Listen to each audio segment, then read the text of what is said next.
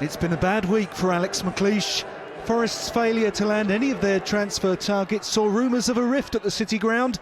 To make matters worse, one of those players undid them here. Forest had 2 bids knocked back for Chris Burke. The midfielder scored as many goals in this one. Forest were able to bring in Darius Henderson this month, but he's still looking for a first goal. Jack Butland, destined for the bright lights of Stoke City, saw to that. St Andrews is just about the last venue that McLeish could expect to find sympathy. The Blues are still bitter about their former manager's defection to Aston Villa. Players tend to rise above these things, of course, although Burke did look very pleased with his second goal. It meant back-to-back wins for Birmingham, who held on for victory despite a late Forest goal. Billy Sharp was brought down by Curtis Davis for an injury-time penalty. Sharp converted it himself, but it was scant consolation. It's now only 1 win in 7 for Forest, who need to find something to lift the gloom. With Blackburn already having knocked 7 goals past Bristol City this season, the omens were good at Ewood Park. Morton Gamp's Pedersen came close to adding to that tally early on, but the woodwork came to the Robins' rescue. But with Jordan Rhodes in their ranks, Rovers have a reliable source of goals. He was the difference here. The first of his match-winning brace came just before the half hour and demonstrated his eye for goal. That was something City lacked. They were responsible for the best bit of football in the first half, but Steve Davis couldn't make the most of it. The Robins created chances but had no one to tuck them away. In the second half, Marvin Elliott threw himself at Paul Anderson's cross, but it was easy for Jake Keane in goal. If only Sean O'Driscoll had someone like Rhodes. His 24th for club and country this season had a touch of Alan Shearer about it. It was also Rhodes' 100th career goal. That £8 million is starting to look a bargain. Blackpool managed to get through the transfer window without selling the family silver, but not even the presence of Tom Ince & co could halt Barnsley's revival. Jim O'Brien opening the scoring for the visitors, who are dancing to a more positive beat these days. There was no sign that Ince was feeling sorry for himself after proposed moves to Liverpool and Reading failed to come off. The in-demand midfielder sweeping home Blackpool's equaliser after the break. But that was about as good as it got for the home side, as goalkeeper Matt Gilks lost his bearings when he dashed from the goal line. Red card for handling outside his penalty area. Blackpool still looking for a permanent replacement for Michael Appleton, almost went 2-1 up as Matt Derbyshire rattled the crossbar, looking for his first goal since joining on loan from Forest. But it was a new arrival in black and blue who settled the tie with 2 minutes to go. Jason Scotland scoring in his second successive game for Barnsley, as David Flitcroft's side made it 4 games unbeaten now.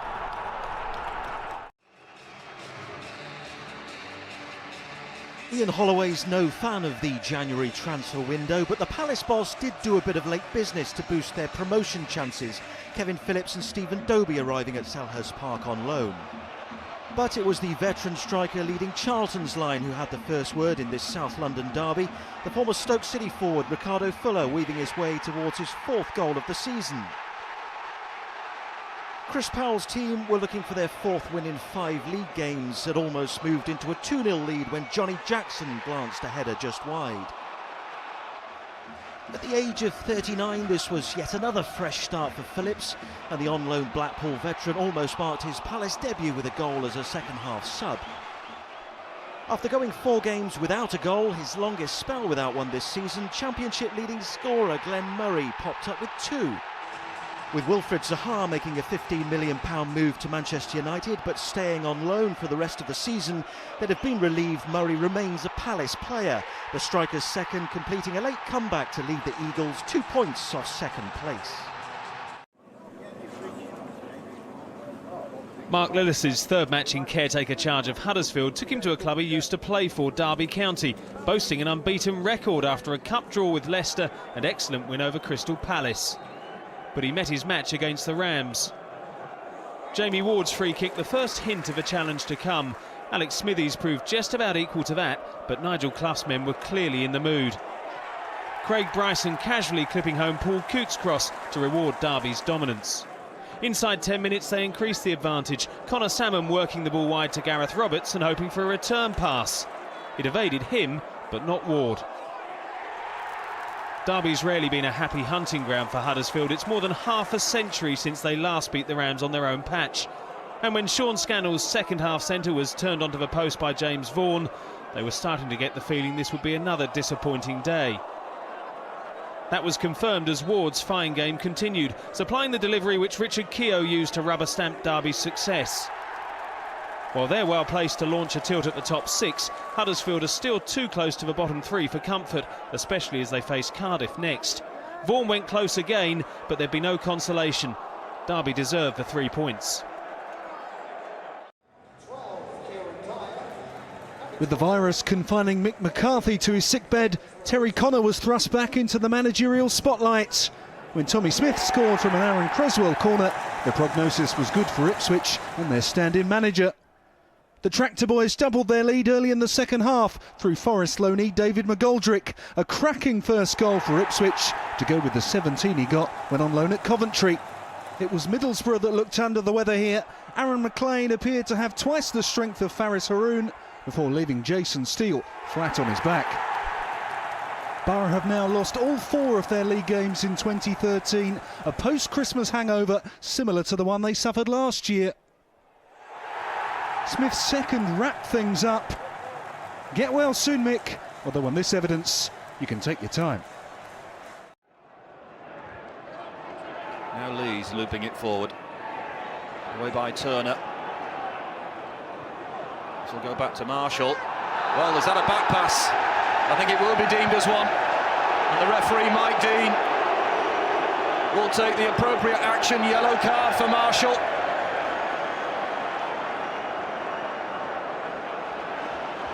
There it goes.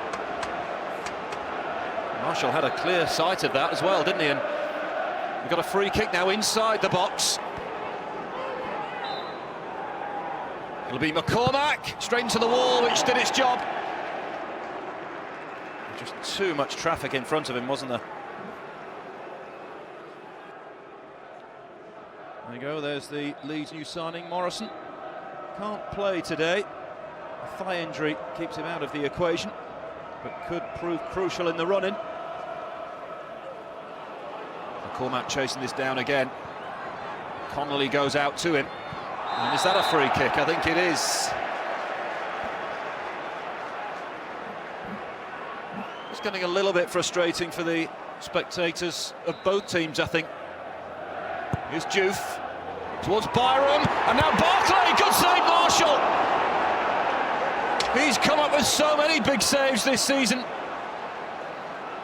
Marshall to the rescue there, just teased in from Diouf, flicked on by Byram, and that's a good stop from Marshall. Speared in towards Hudson, away by Lees, good header, but it's gone straight back to Gunnarsson. Now Conway.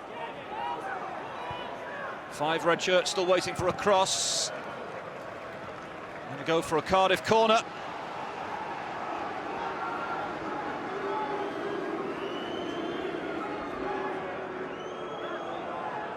Whipped in towards the near post, and Kenny has to punch it away. That was really whipped in with pace. Well, Paddy Kenny's had to be sharp on a couple of occasions at his near post in this game. Had to be here, really fizzed in. Barclay tangling with Kim. Now Austin, he's going to pull the trigger from here. This could go anywhere. Barclay! Caught it crisp enough, but couldn't direct it on target. The Everton loanee still looking for his first Leeds goal. For Bellamy, nice. And Gunnarsson's ball out to Conway is a good-looking one. And Cardiff have 3 in the box. Conway up against White. He might need a bit of help out there, Conway. He's done well, though, to work space for the cross. Now Smith flicked header, Bellamy working! He scores! Flags up! Won't count. Relief for the Leeds supporters. That was a really well-worked move from Cardiff. And that man there was ready to punish them.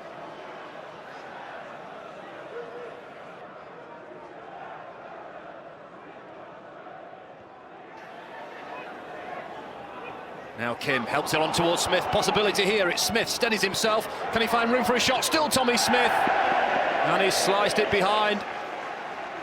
Well, it was an opening for Tommy Smith and Cardiff. Should they have made more of it?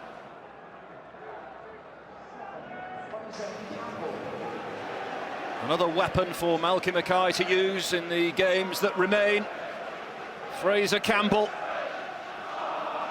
Here he comes for his Cardiff City debut.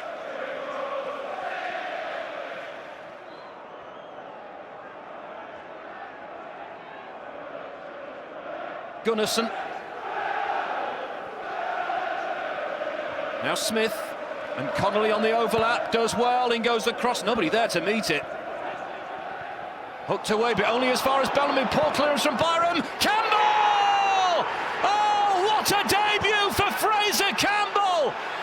With virtually his first touch since coming on as a substitute, finds the breakthrough. It's the goal the game has craved for ages. And Fraser Campbell in just the right spot to turn it goalwards.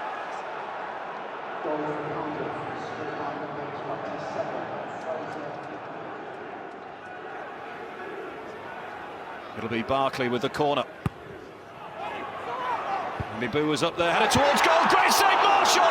Cardiff just about survive, and they're looking for another handball in there as well. It was flicked in by Byram, and Tom Lees with a firm header, but Marshall was well placed to make the save. So did they have a case for handball here?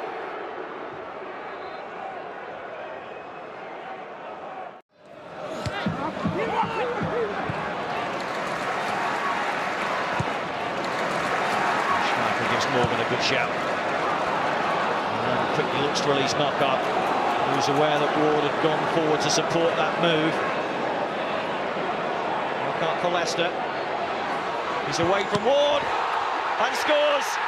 Well, the goal has been coming, and this guy's looked like scoring all night. Anthony Knockout makes it Leicester 1, Wolves 0. Good thinking here by Schmeichel. But look how quickly they exposed the fact that Stephen Ward had pushed forward. Look at the space Knockout's got here. Ward was always struggling to get back. And then as Knockout attacked him and Berra, the Wolves defenders didn't know quite what to do. And Akeme will look back at that, I'm sure, and feel that he should have done better. King again. Konchesky wide. In towards Wood. Nugent is in there too. Now Knockout, that looked like a push by Sacco. I'd like to see that again. There's the push by Sacco. If the officials saw that, it had to be given as a penalty. Here's Sacco. Far side Dumbia. Ebanks Blake waits in the middle. In goes the shot, and it's a goal! What a thunderous drive that from Bakary Sacco. And Wolves are level. A goal out of nothing. And it's his first goal since the middle of November. Knockout stopped, Wolves didn't, and Sacco with a bullet draws Wolves level. And here's Delat, and there's a chance for Wood, and he's put it wide. Of all people, old dead-eye Chris Wood misses a glorious chance to put Leicester back in front. Sigurdarsson, Foley, Ebanks Blake all wait for a decent ball in. Morgan to clear. Drinkwater to pick the pass and find Nugent. Look how stretched this game is at the moment. Nugent with Dyer to his left-hand side. Not got through the centre. Nugent goes himself and bends it in beautifully. Goal number 14 in the Championship for David Nugent. Leicester City back in front. And the break was always on here. Wolves are committed a lot of bodies forward, and Nugent used other runners as decoys before bending it beyond Akeme.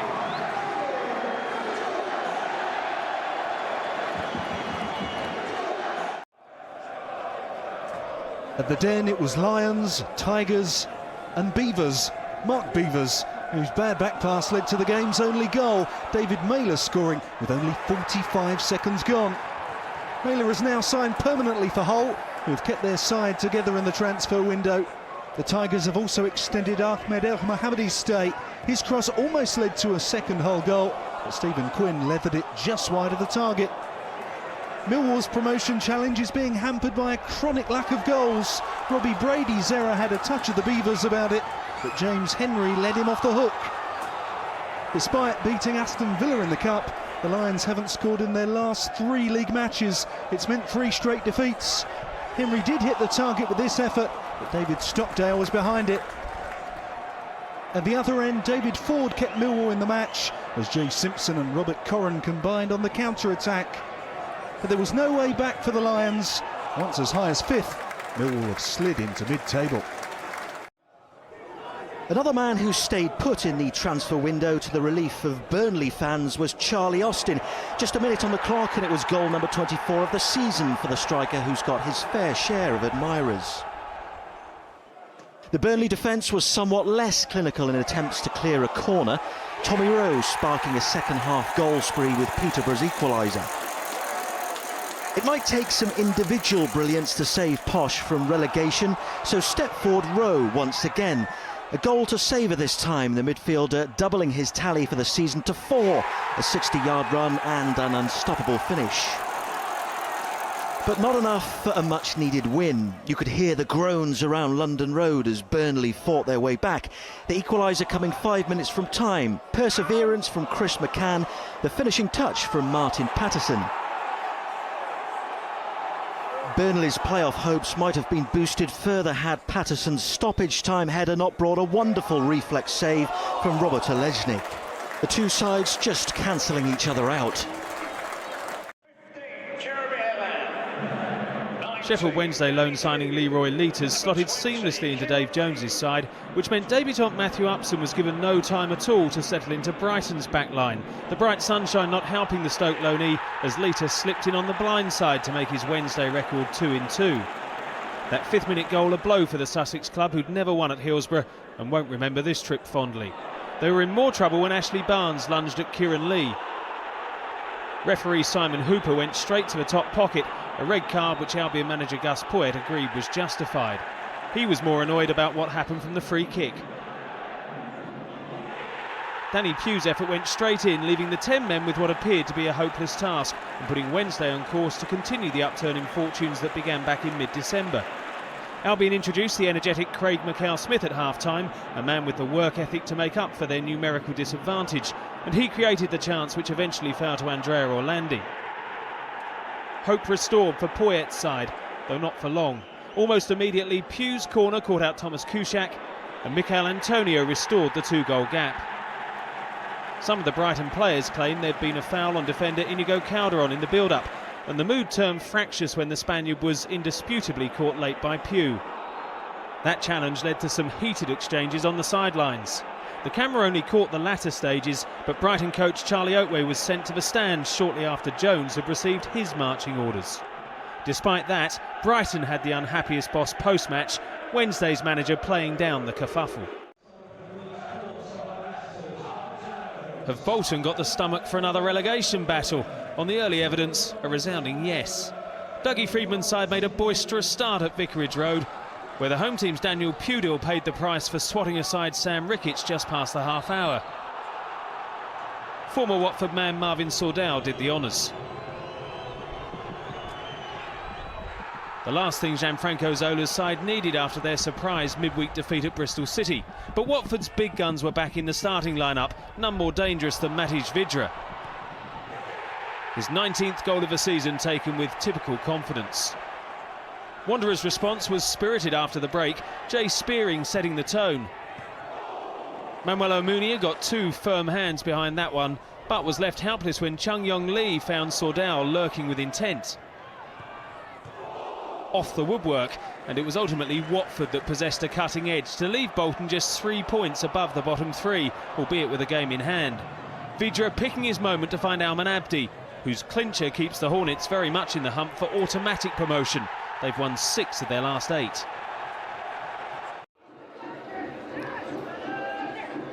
One of the shocks of the day in League One as Andy Bishop headed struggling Bury towards their first win in 13 games. 11 minutes later and Kevin Blackwell's side were 2-0 up. Peterborough striker Nicky Ajose claiming his first goal since starting a second loan spell at Gig Lane last month. Doncaster, joint leaders and top of the form table going into the game, might have even conceded a third had Tom Sawers and Zach Thompson not been thwarted by the keeper and the odd poor touch. By that point though, Bury's first home win since mid-November safely secured. First corner of the game here for Tommy Miller for Swindon Town. Lucky for Paul Jones perhaps, in by Tommy Miller. And it goes towards Flint. Flint's header, ball is loose, and Jones makes a fine save.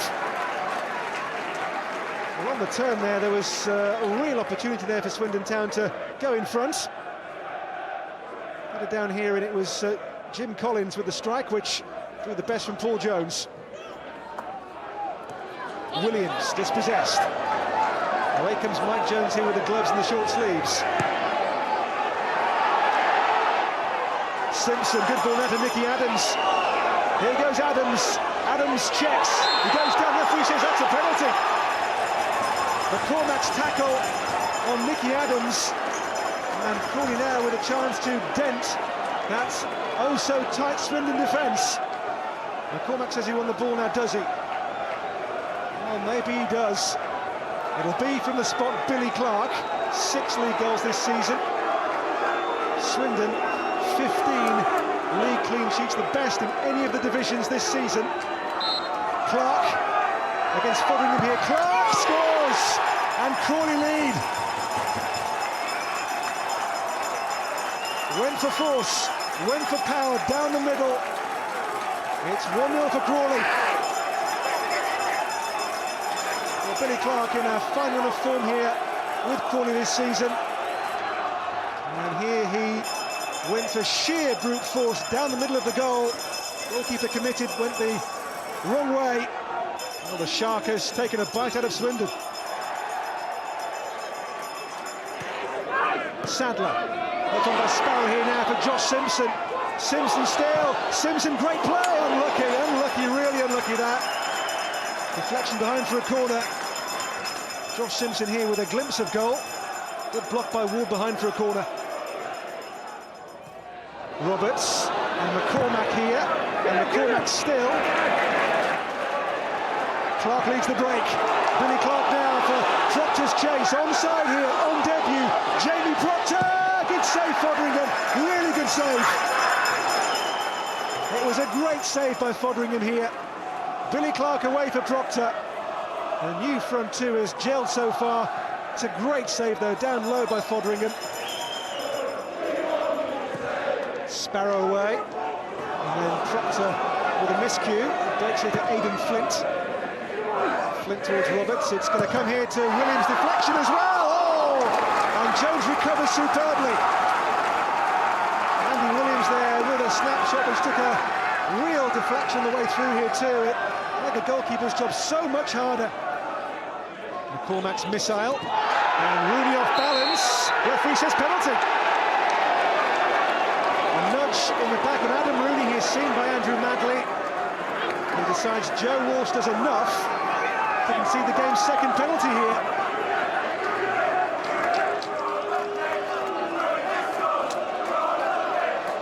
Rooney against Jones. It's Rooney from the spots.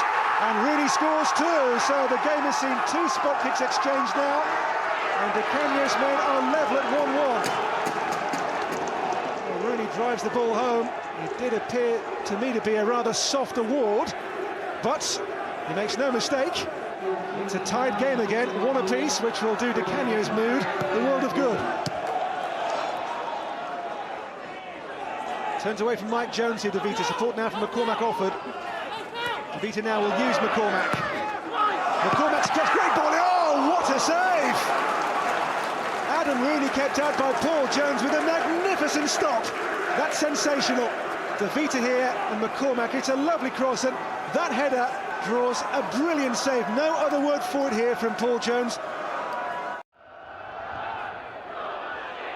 Unbeaten since the new year, Scunthorpe had designs on hauling themselves away from trouble at Crewe. Iron winger Andy Barcham was unfortunate not to have put them in front after having the better of Kelvin Mellor. He met his match in the post. but then the decision described as soft by Scunthorpe manager Brian Laws, which cost his side the game. Tom Newey's push on Byron Moore presented Luke Murphy with the chance to score the winner, but a combination of woodwork and keeper saw AJ Leach-Smith react first to the rebound and give Alex their first double over the iron for 31 years. Hartlepool have provided easy pickings for all comers this season on their own turf, and most other people's, to be honest, but the invigorating effect of last week's win at Portsmouth was obvious in the sweeping move which James Poole finished with a flourish against Notts County. How about that? An early shock for Keith Carl's promotion chasers, also fresh from putting hapless Pompey to the sword in midweek. But they pulled themselves together after the break and drew level when Jamal Campbell-Rice weaved his way in from the wing. Worrying now for the bottom club, whose only victory in front of their own fans came when the season was just a fortnight old. But then Peter Hartley popped up with a header that proved decisive. Poole and Hartley for Hartlepool, and just as unusual, a home win.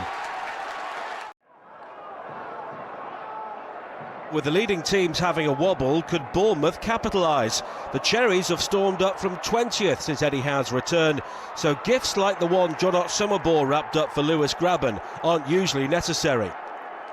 MK Dons are heading in the opposite direction and caused themselves more problems again.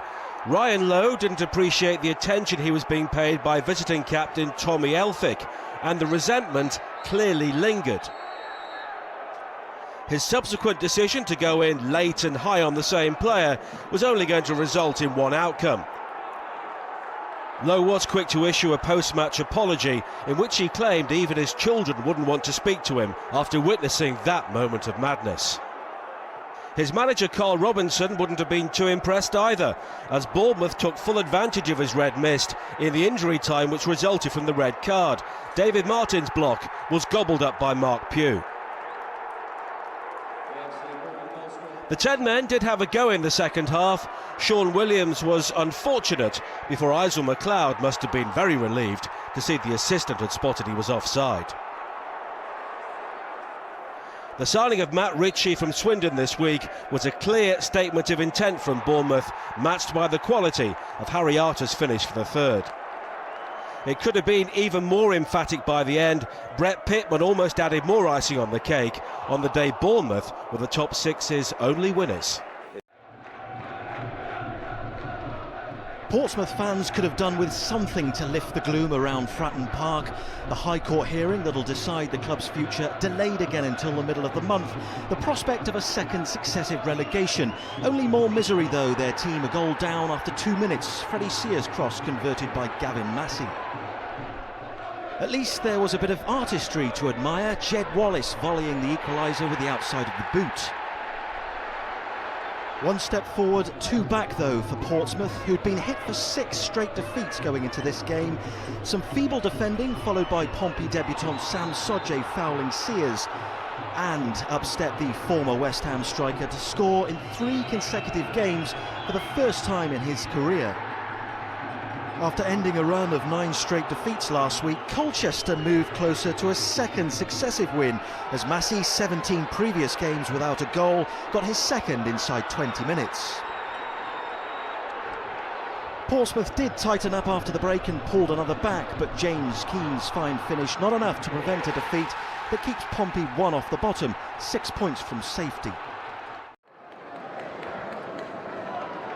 One moment lit up a lacklustre first half at Deepdale. A terrific strike from Stuart Bevan just before the break. Something positive for the home support to talk about during the interval. A rarity considering Preston had gone 10 league games without winning in front of their own fans. But that depressing club record run was about to be stretched. Shrewsbury's John Taylor more than matching the venom of Bevan's shot. From there, a draw for the Shrews would have been no surprise. They'd shared the points in 13 games already this season. But as the match moved into stoppage time, Ben Davis brought down Marvin Morgan. And North End knew there'd be no coming back if Matt Richards could hold his nerve. The Shrewsbury skipper clinched a last-ditch victory, their first in 5. It was Coventry playing catch-up in the chase for a top 6 finish, but they were quicker off the blocks at Bramall Lane. Carl Baker knew he should have given Mark Robins' men an early lead over Sheffield United. And when Stephen Elliott got busy again around the box, the Blades did concede. His centre snapped up by Leon Clark. The much-travelled forwards looking a smart acquisition after arriving for free at the turn of the year. United's firepower's taken a hit with the loss of leading scorer Nick Blackman to Reading, but Dave Kitson's towering header rekindled their hopes of a first league win in 2013. The forwards' evening took a turn for the worse though when he got caught in possession and Franck Moussa seized on the mistake. George Long could only parry the shot straight to Clark, whose 5th goal in 6 appearances wrecked Sheffield United's weekend. Stevenage's away form has only been bettered by the top 2. The problem for them has been what's happened at Broadhall Way, and some penalty box pinball fell nicely for Dean Cox to put them up against it again. Orient's Jamie Jones was by far the busier keeper over the 90 minutes, and some fine saves, like this one from Philippe Moraes, ensured the away side left with all the points for the 4th time in a row. Tranmere seem to have recovered their rock-solid reliability after stumbling before Christmas, but they found trouble here when Jean-Louis Akpa-Akpro took exception to Frankie Simek, and Rovers found themselves down to 10 men for the first time this season. Ronnie Moore had no complaints about the red card, and Akpa-Akpro's absence proved costly when Carlisle were given plenty of room to tee up Rory Lloyd's first goal for nearly 14 months. Despite their numerical advantage, they had to work hard for what turned out to be their first clean sheet away this season. Mark Gillespie got a fingertip to Adam McGurk's header, and when Tranmere did eventually find a way past him, Liam Palmer's celebrations and what would have been his first goal at Prenton Park were cut short by the assistant. Overall, a real shock for the leaders. Spared the sack after Oldham shocked Liverpool in the Cup, Paul Dickoff badly needed another win, so his nerves would have been eased when new loan signing Lee Barnard opened the scoring. But Walsall, who've been tiptoeing up the table as Oldham have slid down it, weren't in the mood to be charitable. James Baxendale squeezing in an equaliser for the Saddlers barely 20 minutes later. Champagne for Oldham last weekend, brandy for Walsall, Fabian Brandy that is, almost putting Dean Smith's side 2-1 up. That's exactly what did happen in the second half. Jamie Patterson with a wonderful solo goal as Walsall edged towards a 5th win in 6 league games. Some gloss applied to the scoreline in stoppage time as Oldham keeper Dean Bouzanis cheaply handed possession away, and Patterson applied another fine finish to increase the pressure on Dickoff.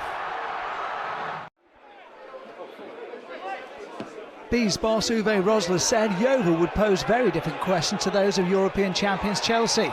He found most of them unanswerable once Glover's keeper Marek Stech had denied Clayton Donaldson, and Dan Burn did likewise as Harry Forrester fired goalwards. Yeovil, in search of an unprecedented 5th league win at this level, took the lead. Paddy Madden enjoying the luck of the Irish as Tony Craig's clearance bounced favourably for him to clip home a 7th goal in 4 games.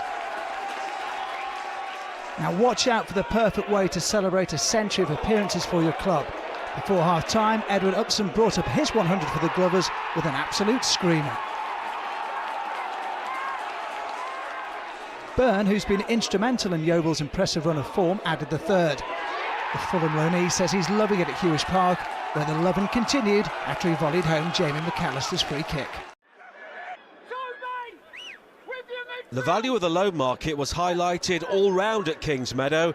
Gary Alexander hadn't scored for Crawley in the league since September, but took less than half an hour to impress at Wimbledon. But Burton were busy in the transfer window as well, and Michael Symes, borrowed from Orient, quickly restored parity.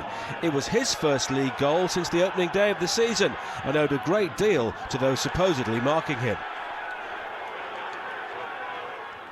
Burton started the day in the automatic promotion places, but Xander Diamond harmed their hopes of staying there for doing something off-camera to Pim Balkestein. Wimbledon failed to make the most of playing 10 men, a missed opportunity according to manager Neil Ardley. Harry Pell almost made it a hat-trick of debut goals, but despite 5 matches unbeaten now, they remain 92nd out of 92. There's still something of a novelty about Edgar Davids fighting a League Two relegation battle, but Barnet's player-manager is up for it. Steve Mildenhall denied him a rare goal here.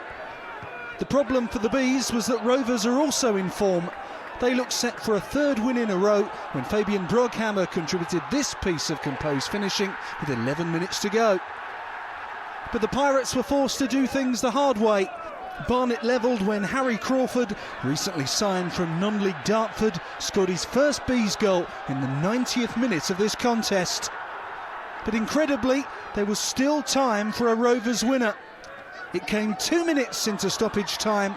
Ryan Brunt, another new signing, scoring on his home debut and lifting Rovers out of the relegation zone for the first time in 2 months. Cheltenham started the day without a victory in 2013, but Keith Lowe quickly started putting that right. But regulars at Whaddon Road won't have been taking the prospect of 3 points for granted, though, due to their team's regular habit of coughing up leads. But Jermaine McGlashan's trickery and Sean Harrod's neat and tidy finish gave them some breathing space. The floodgates were creaking at that stage, but the home side couldn't capitalise on numerous chances. Russell Penn was denied by Michael Poke and the woodwork. And in the end, it was far closer than perhaps it should have been. Torquay manager Martin Ling was off sick due to a virus, so didn't see Rennie Howe's reply, and it was one that Scott Brown won't enjoy viewing again either. But Cheltenham moved into the top 3. Exeter boss Paul Tisdale felt his side were up against a tough Aldershot team and the sun. But were there elements to blame for keeper Artur Krysiak's spill, which almost saw Shotts debutant Asa Hall open the scoring? Tisdale recalled his main marksman Jamie Curitan, and the striker looked favourite to beat Jamie Young. But the keeper followed up his heroics in the FA Cup with another decent stop. The Shotts could have won it after the break. Kieran Cadogan's cross evaded everyone but teammate Troy Brown, who missed the target. So a good point for the Shotts, whilst Exeter failed to draw upon home comforts. Bradford captain Gary Jones admitted the League Cup finalists had been distracted by their exploits, just as they were at this corner from which Alan Goodall headed the opener. However, City equalised when top scorer Naki Wells curled home a free kick just before half-time. Shortly after, they went in front in some style. Southampton loanee Ryan Dixon was set free by Carl McHugh. He galloped away before calmly slotting home his first for the club. Bantams manager Phil Parkinson thought his side were robbed of a First League victory in 5. He felt the decision to award a penalty was harsh when Goodall's cross struck James Hanson's arm from point-blank range. So the man who headed City into a major final handed John Parkin the chance to share the spoils. Keeper Matt Duke, the hero of so many penalty shootouts, was inches away from being so again. John Sheridan is trying to build the Plymouth revival on strong defending, but the recently solid Pilgrims' defence went AWOL as Luke Howell headed wide for Dagenham. It turned out to be a drab affair, but Argyle did show more industry. Jason Banton, a new loan signing from Crystal Palace, found Ronan Murray, who hit the bar. The Pilgrims forced the game's only other chance of note just after the break, but Ruben Reid saw his header cleared off the line. It's now 3 unbeaten for Plymouth.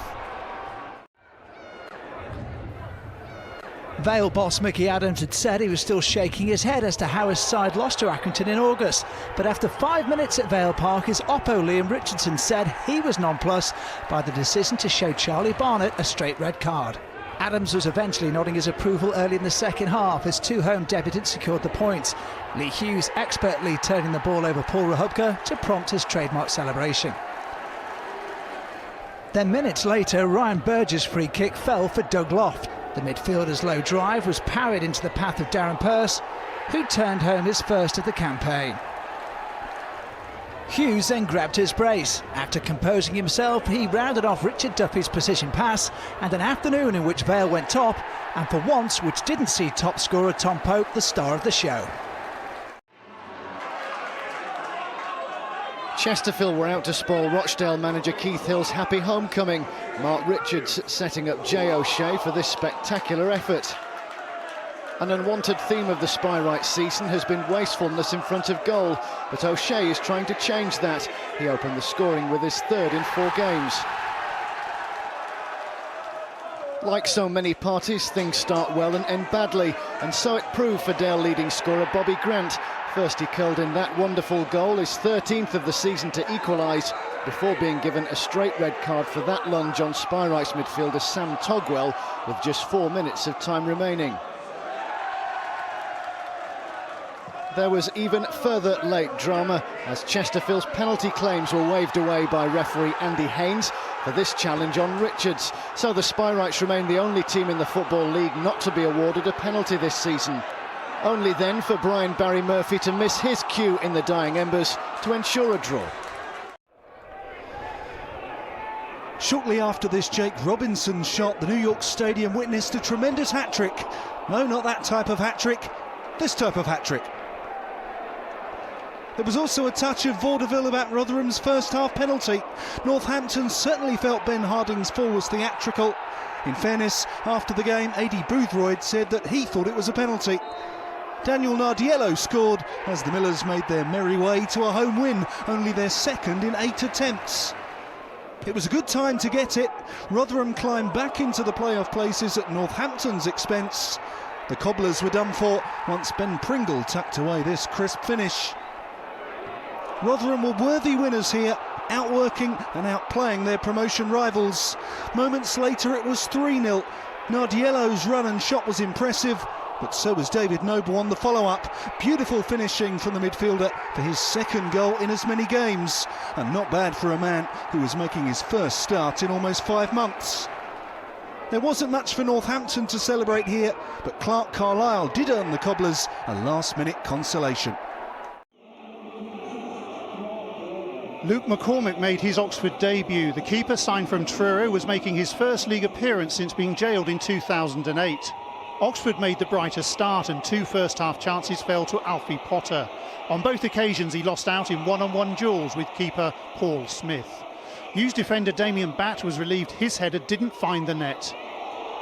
And on the League Two ground, which has seen fewer goals than any other this season, James Constable also connected with the woodwork. It was Southend boss Paul Sturrock who made the decisive intervention with a double substitution on 81 minutes. He introduced Ben Reeves, his loan signing from Southampton, and Ryan Leonard. And it was 20-year-old Leonard who celebrated the decisive goal. After coming back to win at Dagenham last week, Morecambe was soon on the front foot at Bootham Crescent. They went ahead when Stuart Drummond's delivery was headed down by Kevin Ellison and swept home by Luis Alessandra. His first goal since October. York have become League Two's draw specialists, taking 1 point from 13 starts this season. And they were soon on level terms. Referee Richard Clark spotted an infringement and pointed to the spot. Jason Walker's finish from 12 yards was emphatic. Just as their success at Dagenham was secured with late goals, the Shrimps again struck in the final quarter. York stopper Michael Ingham had a rush of blood, and Ellison slotted home his 11th of the season. Jim Bentley had sent on Jack Redshaw for the last 20 minutes, and he certainly seized his opportunity. Chris Holroyd's reverse pass gave Ellison another sight of goal, and although Ingham managed to block the first effort, Redshaw picked up the pieces. The 22-year-old agreed a new 1-year contract at the Globe Arena this week. He celebrated in style. The influential Ellison was again involved. His long ball put Redshaw in the clear, and he calmly took his season's total to 10, sealing a comprehensive victory.